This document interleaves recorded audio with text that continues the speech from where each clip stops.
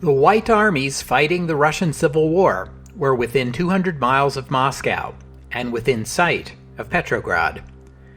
But this was not their final push. This was their last gasp. The Red Army had been getting bigger and more numerous all year, and this moment marked the end, not of the Reds, but of the Whites, who would collapse more rapidly than anyone envisioned. Welcome to the history of the 20th century.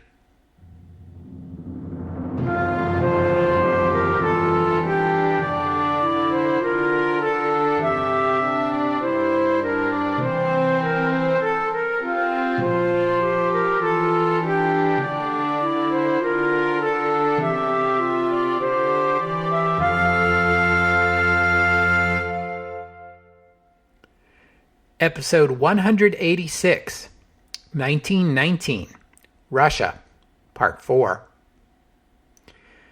This is the 11th episode in our 1919 World Tour and the 4th in our series on Russia. Last week, we reached the high water mark of the White movement opposing Russia's communist government. That high water mark came after Denikin's armed forces of South Russia advanced some 400 miles over the summer and fall of 1919 and captured the city of Orel, barely 200 miles from Moscow. But Denikin's armies were disorganized, overextended, and scattered. Inadequate supply had forced the White units to requisition their needs from local civilians, which is a polite way of saying loot the countryside. Actually, the Whites called it self-supply. There's a euphemism for you. One senior White commander pressed Pyotr Wrangel to indulge in more self-supply on behalf of his troops by warning him, quote, "If you demand of your officers and soldiers that they be ascetics, they won't fight." Wrangel wrote back, "In such a case, what would be the difference between us and the Bolsheviks?" The other commander replied that the Bolsheviks are winning. Indeed they were. Even as Denikin's force took Orel, in the east, Kolchak's army was in retreat. On July 1st, 1919, the Red forces facing Kolchak had retaken Perm. 6 months earlier, the fall of Perm to the Whites was called the Perm Catastrophe in Moscow. But this year's Red Army was reinforced and resupplied. Before the month was out, the Reds would advance a further 200 miles, taking Ekaterinburg and Chelyabinsk. This had the effect of driving a wedge between Kolchak's forces and his Cossack allies to the south. It also shut the door on any possible link-up with Denikin. Perhaps most significantly, Kolchak's modest industrial base in the Urals was now back in Red hands. From this point eastward, there was a distinct lack of natural obstacles the Whites could use to build the defensive line. The Reds advanced, a White counterattack failed, the Reds advanced faster, and in November, a few Red units managed to advance 60 miles in a single day and captured Omsk, Kolchak's capital, without a fight.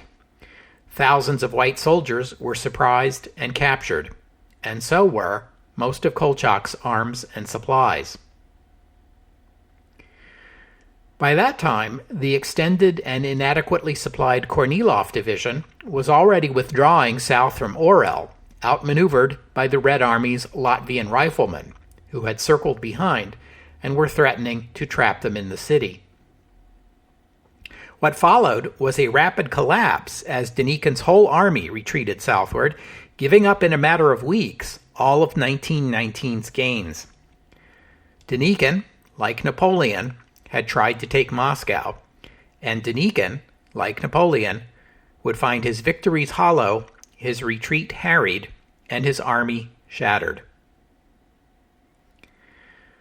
One of the great strengths of Denikin's army had been its Cossack cavalry, which had repeatedly proved able to outrun and outmaneuver Red Army units.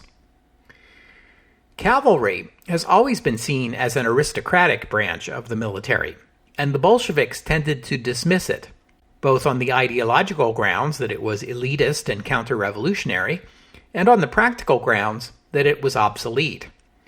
The Great War had amply demonstrated how little cavalry had to contribute on the modern battlefield. Only this war is turning out to be a throwback to 19th century warfare in any number of ways, one of them being the utility of cavalry. Perhaps the communists were being too hasty in dismissing it. By September, Trotsky was complaining that the Red Army's biggest shortcoming was a dearth of cavalry. "The Soviet Republic needs cavalry," he declared. "Red cavalrymen forward! To horse, proletarians!" The Red Army was able to put together substantial cavalry units in short order, although few of these riders were actual proletarians. Most of them were either veterans of the Imperial Army cavalry or pro-Bolshevik Cossacks. So when Denikin's army retreated, it found no respite. The new Red Cavalry harassed it. The Whites had no reserve forces. They had prepared no defenses to fall back to. And their policy of self-supply during the advance north came back to haunt them on the retreat south. What was easy to take had already been taken. On the return trip, they found only angry and uncooperative peasants. Kiev fell to the Red Army on December 16th. On the third day of January 1920, Tsaritsyn fell. The Whites retreated across the frozen Don River, but a January thaw blocked the Red pursuit. "Nature favored her sons," one Cossack officer remarked, but the Reds still took Rostov and Novocherkassk, both of which lie north of the river. Meanwhile, the Whites in Siberia were collapsing even faster. Omsk was already gone. Kolchak headed east on the Trans-Siberia Railway, intending to reorganize his government and military at Irkutsk.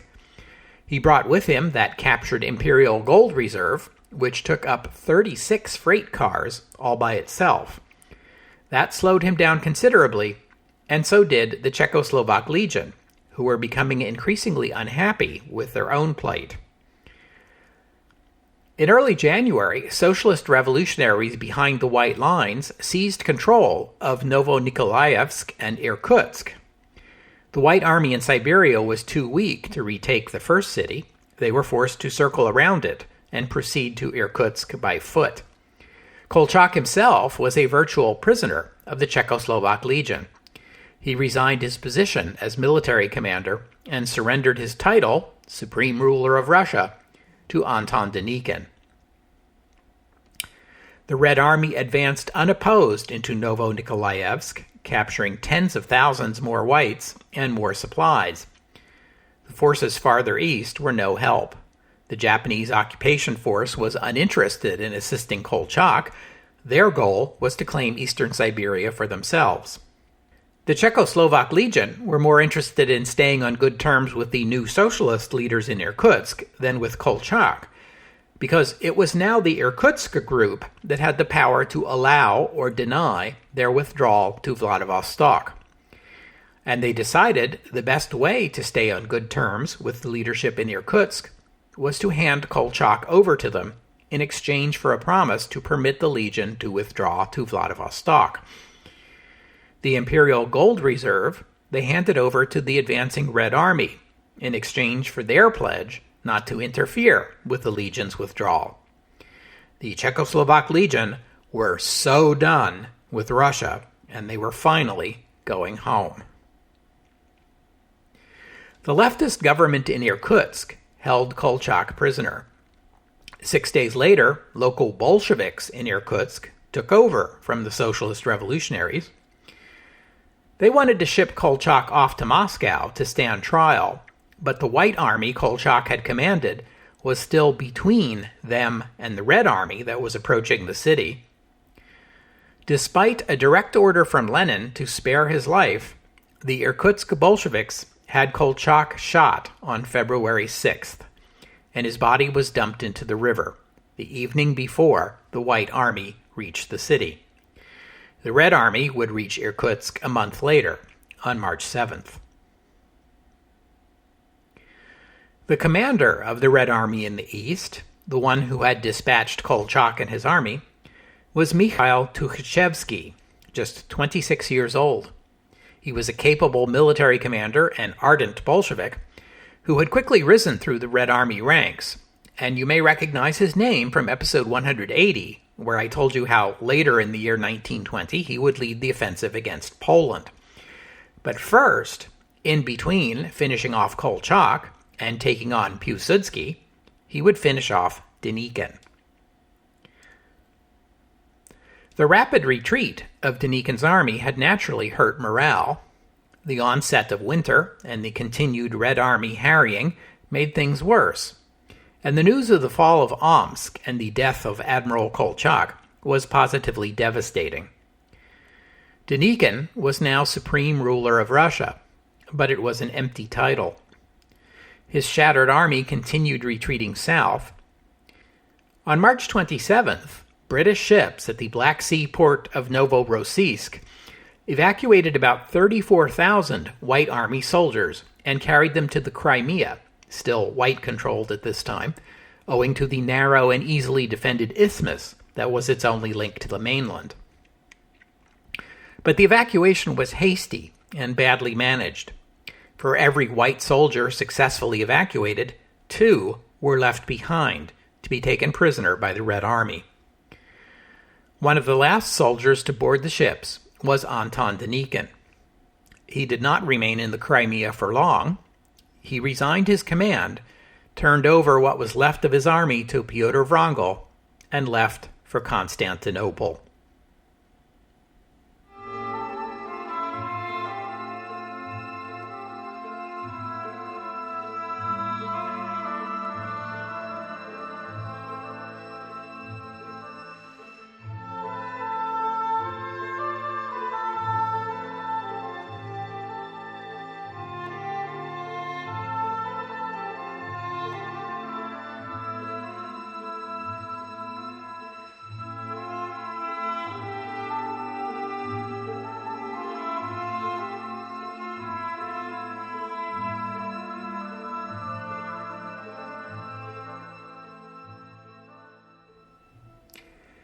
Allied enthusiasm for overthrowing the Bolsheviks began to wane right after the signing of the armistice.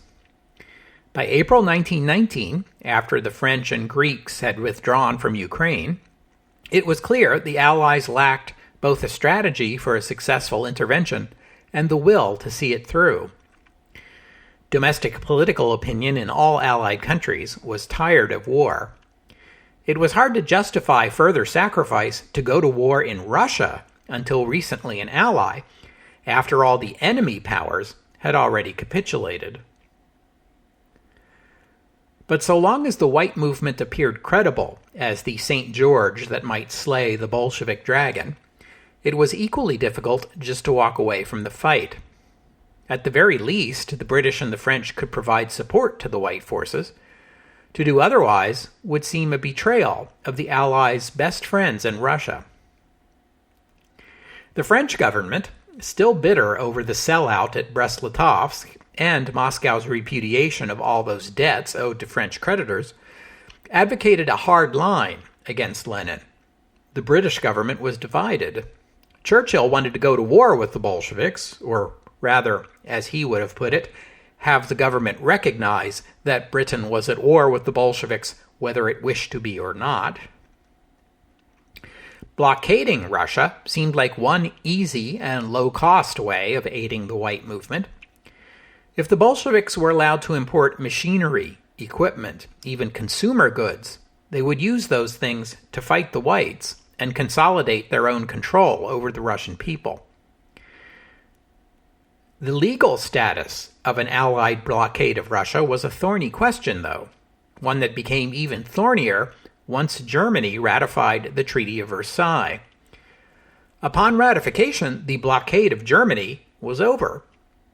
Before the Great War, Germany had been Russia's biggest trading partner. Now that peace was official, what grounds did the Royal Navy have to stop German ships from sailing to Russia? And by fall of 1919, the Swedish government was querying the Allies over the same question. If Sweden resumed trade with Russia, would the Allies use force to keep Swedish vessels out of Russian ports? And if so, what precisely would be the legal justification for such an action?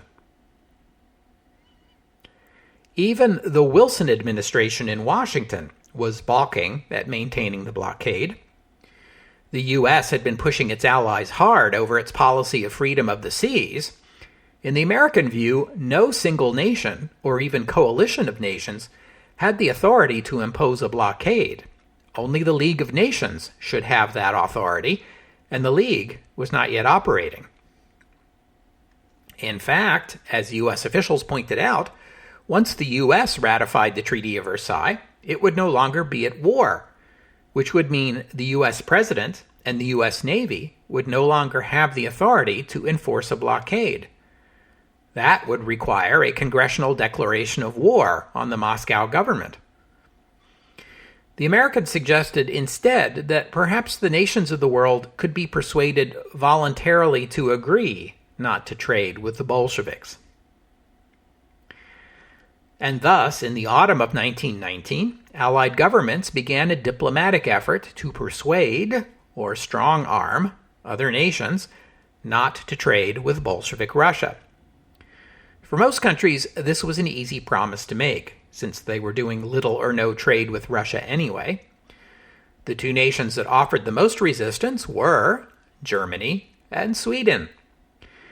On October 20th, 1919, with the Allied demand still on the table, Moscow warned Berlin that to participate in an embargo against Russia would be deemed a consciously hostile act.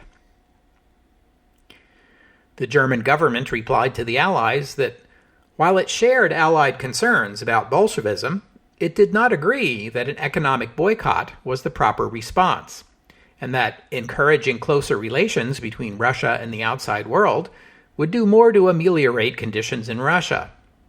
It was also true that Germany and Russia both needed trade relations with each other to rebuild their broken economies.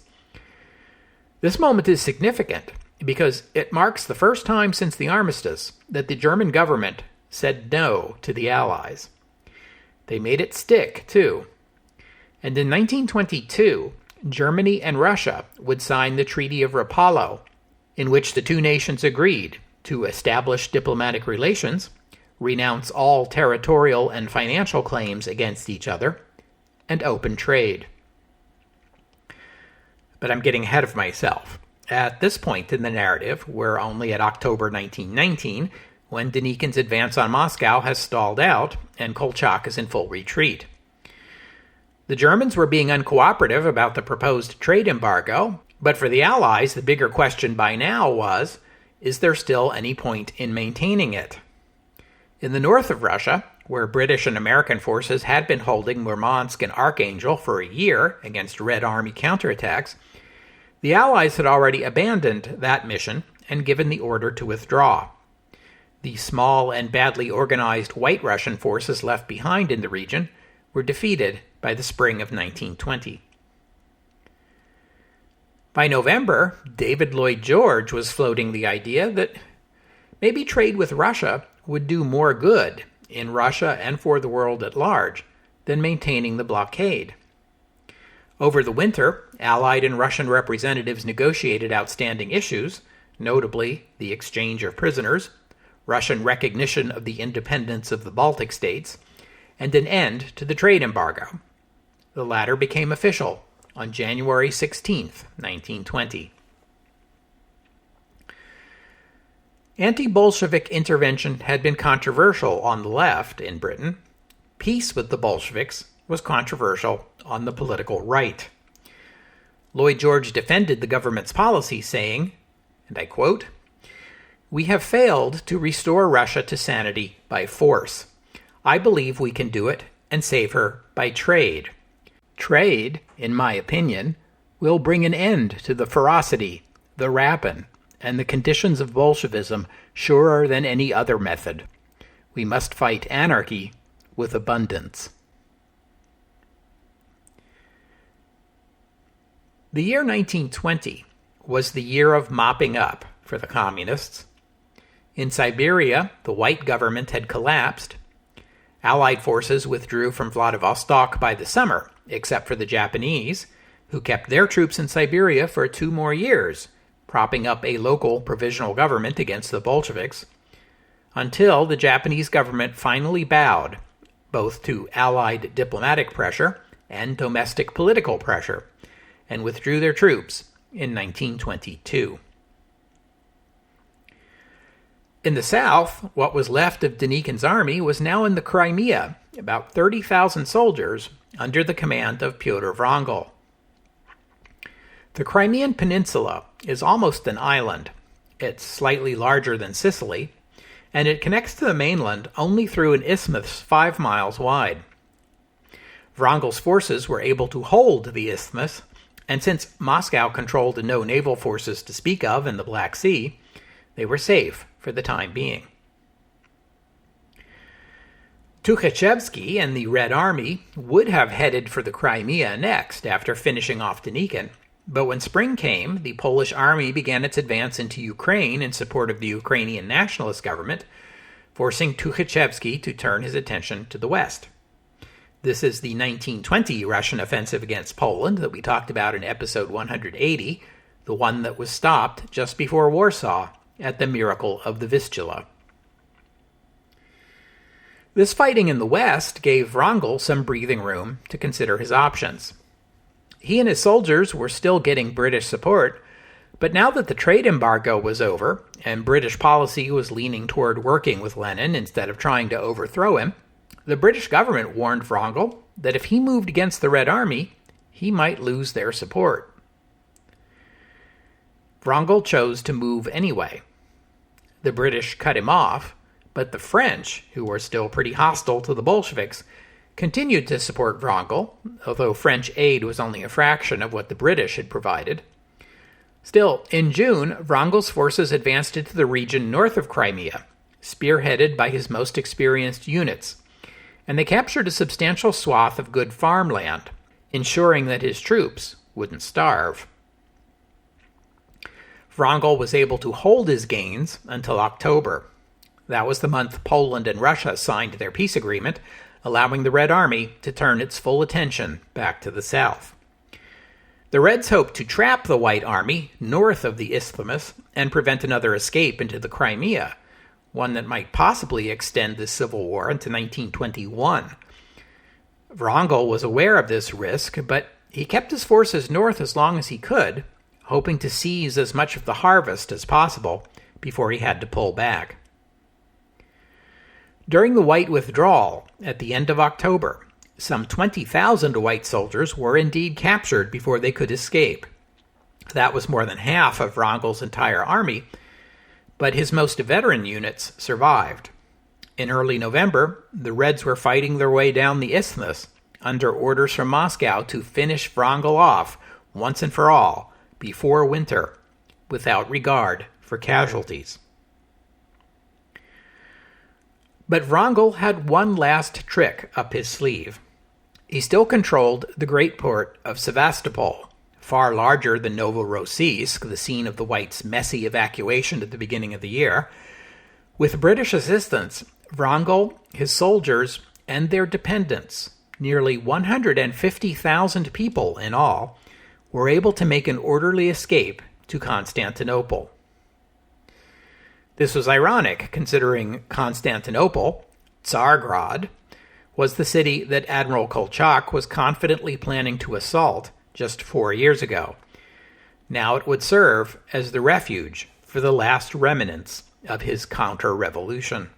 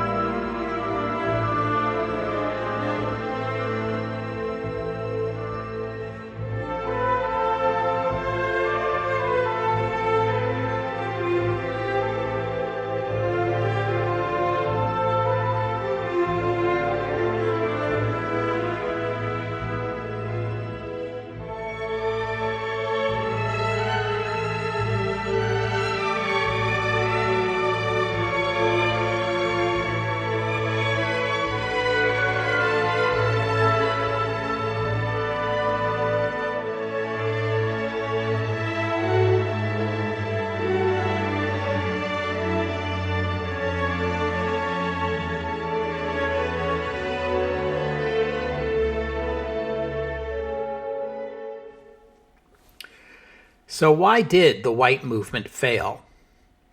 There were many reasons. I listed a few of the obvious ones last week. Russia is a huge country. Moving soldiers and equipment across it is always a challenge. The Great War degraded Russia's rail lines and cost most of the nation's rolling stock, which only magnified the problem. The Reds had the classic military advantage of the interior lines, while the Whites were encircling them, further complicating their logistics. If you were a Russian peasant farmer, the arrival of white armies into your village was hardly a blessing. After they helped themselves to your harvest, leaving your family to face winter short of food, they'd probably next give your land back to the landlords. Hence the White Army saying that they greet us with flowers and see us off with machine guns. That's assuming you weren't Jewish. If you and your family were Jewish, you could also expect your loved ones to be robbed, raped, or murdered by white soldiers convinced that Bolshevism was a Jewish plot. At their peak, Denikin's armed forces of South Russia controlled a territory home to 40 million people, about two-thirds the population the Reds controlled. But the Whites were never as well organized.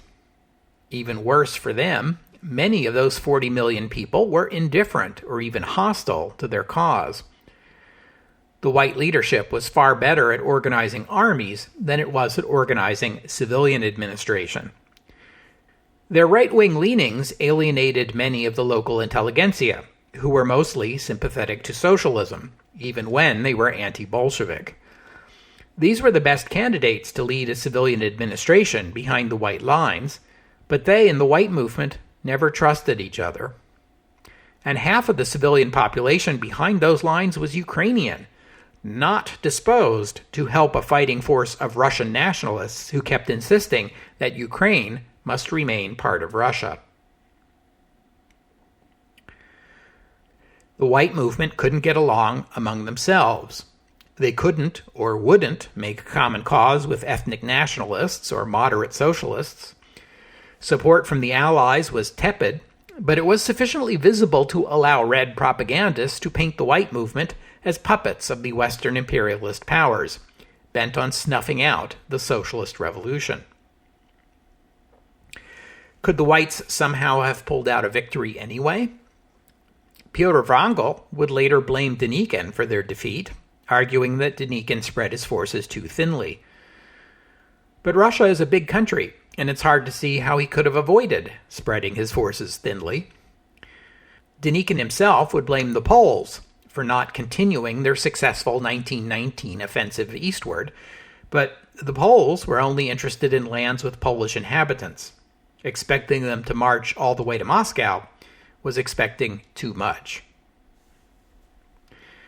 Perhaps it would be better to ask why the communists succeeded.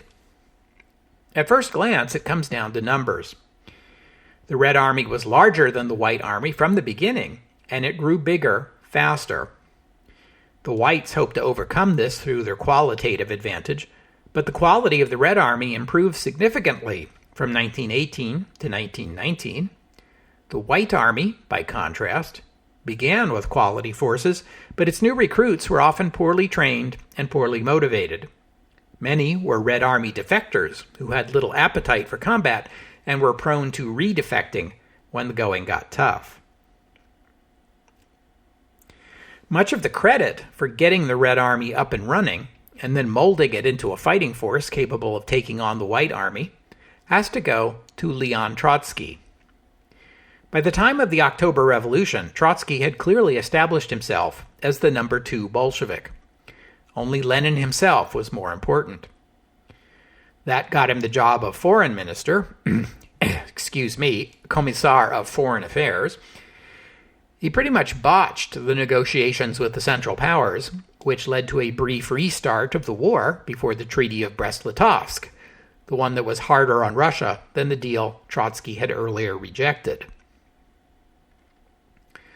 You almost feel sorry for the guy getting stuck with the military affairs portfolio. Trotsky had no military experience. Like most socialists, he abhorred the military, and he wanted nothing to do with it. Yet when handed the job, he attacked it with creativity and energy. His program of recruiting officers from the old Imperial Army was controversial among the Bolsheviks and led to a rift with Stalin. But it worked. The old army's officers could be cajoled, or coerced, into helping lead the new army. Desertions were kept to a manageable level. Trotsky himself dashed back and forth across the country in his headquarters train, logging about 65,000 miles in a year. The Moscow government had won a victory, but the Civil War was a catastrophe for Russia. The country was already in economic crisis because of the Great War. The further expense of the Civil War was a burden Russia could not afford.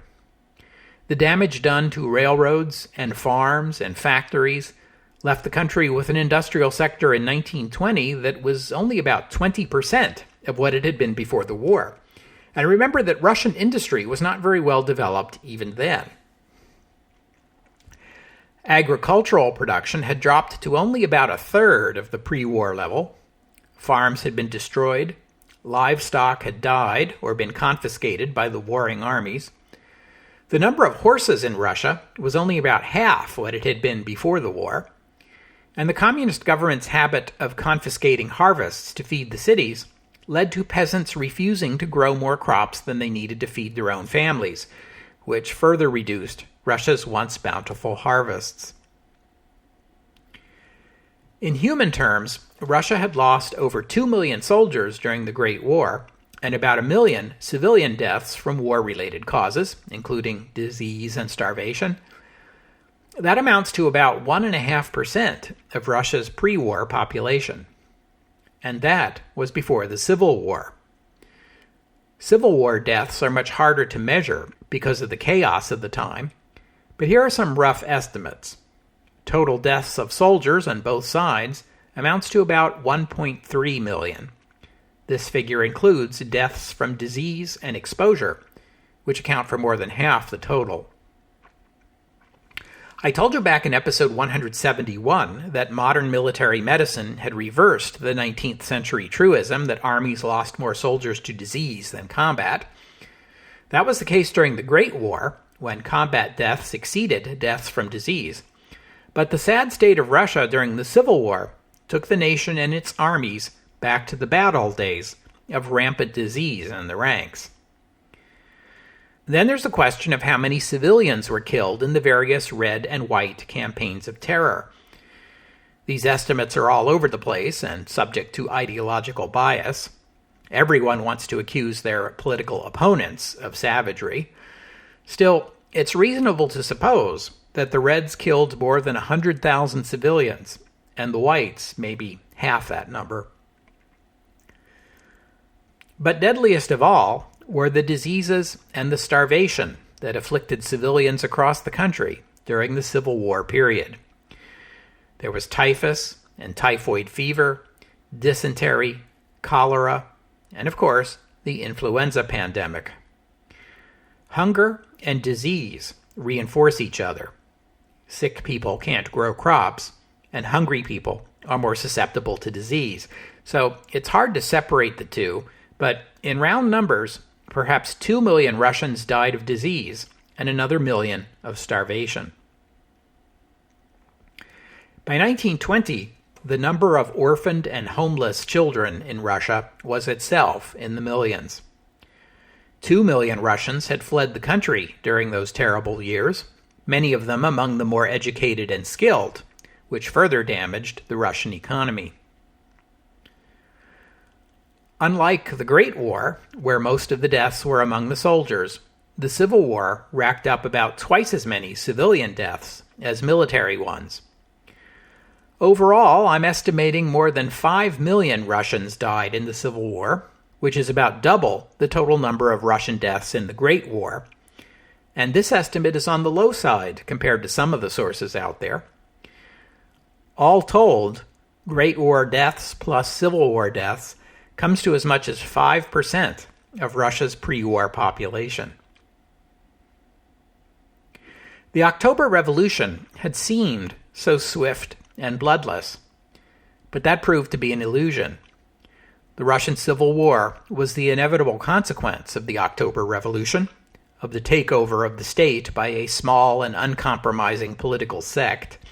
If Lenin and Trotsky believed, as they seemed to, that the historical inevitability of Bolshevism was a shield that would block any backlash against their seizure of power, then they were unforgivably naive.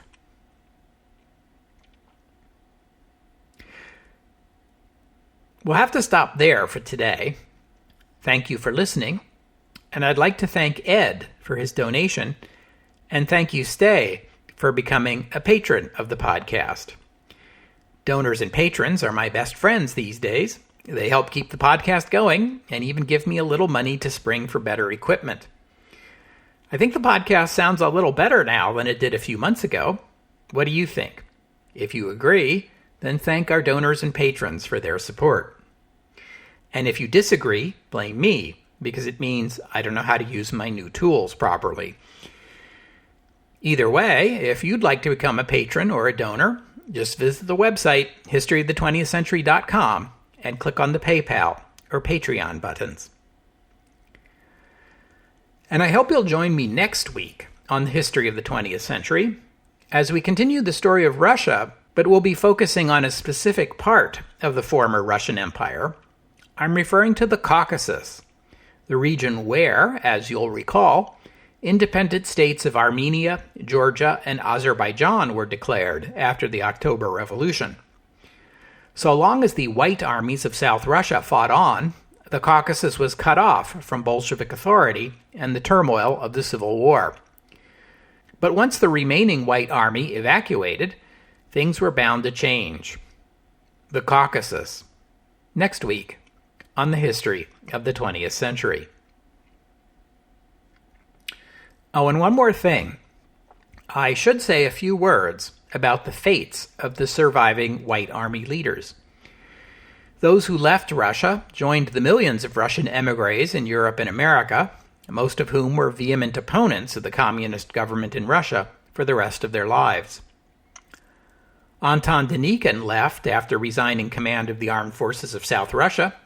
He lived in Paris until 1945, and then moved to the United States.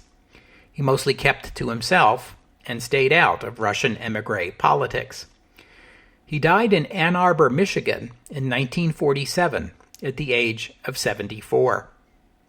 He was initially buried in Michigan, though his remains were later moved to New Jersey. In 2005, in accordance with the wishes of his daughter and of Russian President Vladimir Putin, his remains were repatriated and interred at the Donskoy Monastery in Moscow. This monastery was a favored burial place of the Russian aristocracy in the old days. It was eschewed by the communist leadership during the Soviet period because of its aristocratic associations, and the absence of notable communists buried there makes the monastery an attractive choice for families like the Denikins when they repatriate the remains of their white movement ancestors. Pyotr Wrangel lived in Yugoslavia for a time, during which he was a prominent figure in the émigré community. He and his family moved to Brussels in 1927, and there he died just a few months later, suddenly, at the age of 49. His family believed he had been poisoned by a Soviet agent, which is possible but has never been proven. He was buried initially in Brussels, though his remains were moved to Belgrade in 1929. Yevgeny Miller also ended up in France, where, like Wrangel, he became a prominent anti-communist in the émigré community until 1937, when Soviet agents drugged and kidnapped him. They shipped him back to Moscow, where he was imprisoned, interrogated, and eventually executed in 1939 at the age of 71.